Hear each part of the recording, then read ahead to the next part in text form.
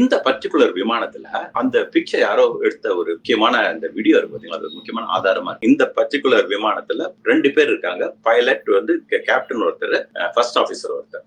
First officer எப்பயுமே right hand சைட்ல உட்காந்துருப்பாரு, captain left hand சைட்ல உட்காந்துருப்பாரு. இப்போ இதுல கேப்டன் வந்து ஒருத்தர் வந்து பைலட் ஃபிளைங், இன்னொருத்தர் பைலட் மானிட்டரிங். ஒருத்தர் வந்து பிசிக்கலா ஃபிளை பண்ணுவாரு. அது வந்து சம்டைம் கேப்டன் வந்து பைலட் ஃபிளைங்கா இருக்கலாம், ஃபர்ஸ்ட் ஆஃபீஸர் வந்து மானிட்டரிங் இருக்கலாம், அதுவே ரவுண்ட் இருக்கலாம். ஒரு சில நேரத்தில் first officer pilot flying, captain monitoring இருக்கலாம். இந்த பர்டிகுலர் ஃபிளைட்ல கேப்டன் பைலட் ஃபிளைங் அப்படின்னா அவர் கையில அந்த யோக் ஸ்டிக் இருக்கு, அவர் தான் பிசிக்கலா கண்ட்ரோல்லாம் மூவ் பண்ணுவாரு, இவர் மானிட்டர் தான் பண்ணுவாரு. இப்போ ஆனா மானிட்டர் பண்றவர் தான் லேண்டிங் கியர் எல்லாம் மேல கொண்டு போகணும். இப்போ பிளேன் டேக் ஆஃப் ஆன உடனே ஃபர்ஸ்ட் திங் என்னன்னா, ரன்வே கூட்டு மேலேயே போயிருக்காது, 400-500 அடி தான், அப்பதான் டேக் ஆஃப். பாசிட்டிவ் கிளைம் வேலை வந்த உடனே அந்த வீலுக்கு வேலை கிடையாது, லேண்டிங் கியருக்கு பாத்தீங்களா, அதுக்கு வேலை இல்லை.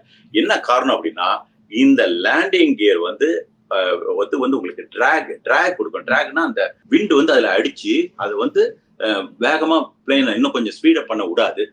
அப்படிங்கிறதுனால இம்மீடியட்டா அதை வந்து ஃபர்ஸ்ட் திங் பண்ணுவாங்க. அது வந்து ஒரு நாப இழுத்து புல் பண்ணுவாங்க. இதான் ஃபர்ஸ்ட் ஸ்டெப். 400 அடி 500 அடியிலேயே நடந்துடும். ரன்வே விட்டு தாண்டறதுக்கு முன்னாடி இது நடந்துச்சு ஆச்சுங்களா.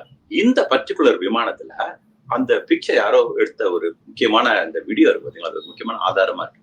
அதுல அவங்க ஏற்கனவே ரன்வே விட்டு வெளியெல்லாம் போயிட்டாங்க, 625 அடி போயிடுச்சு. இப்ப லேண்டிங் கியர் வெளியே இருக்குது, பிளாப் உள்ள இருக்கு. பிளாப்னா என்னன்னு முதல்ல விளக்கிடுறேன். என்னன்னா, இது வந்து ஆக்சுவலா 787 பிளாப் உடைய ஒரு ஸ்மால் டயக்ராம். இதுதான் விங், இதுதான் பிளாப்.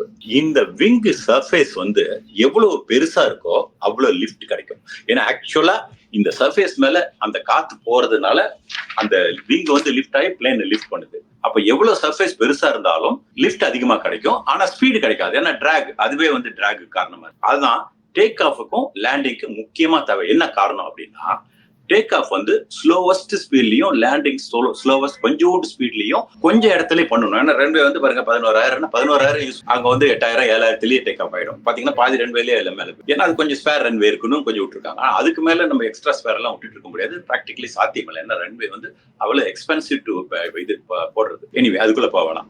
நம்ம என்ன பண்ணலாம், டேக் ஆஃப் ஆகுது. டேக் ஆஃப் ஆயிட்டு போகும்போது நிறைய பேர் எப்படி இந்த பிளாப் இல்லாத டேக் ஆஃப் பண்ண முடியும் அப்படின்னு கேள்வி கேட்கறாங்க. நிச்சயமா பண்ணிருக்க முடியாது. ஏன் அப்படின்னா, பிளாப் இல்லாதவங்க டேக் ஆஃப் பண்ணியிருந்தாங்கன்னா வார்னிங் கொடுக்கும். அந்த இந்த எல்லா விமானமும் வார்னிங் கொடுக்கும், இது வார்னிங் கொடுக்கும். என்ன வார்னிங் கொடுக்கும்னா, டேக் ஆஃப் ரோல் நடக்கிறதுக்கு முன்னாடி டேக் ஆஃப் கன்ஃபிகரேஷன் இல்லைன்னு சொல்லி வார்னிங் கொடுத்துருக்கோம். பைலட் உஷார் ஆயிடுவாங்க. அதனால கண்டிப்பா வார்னிங்கை மீறி இவங்க டேக் ஆஃப் பண்ணிருக்க வாய்ப்பு இல்லை.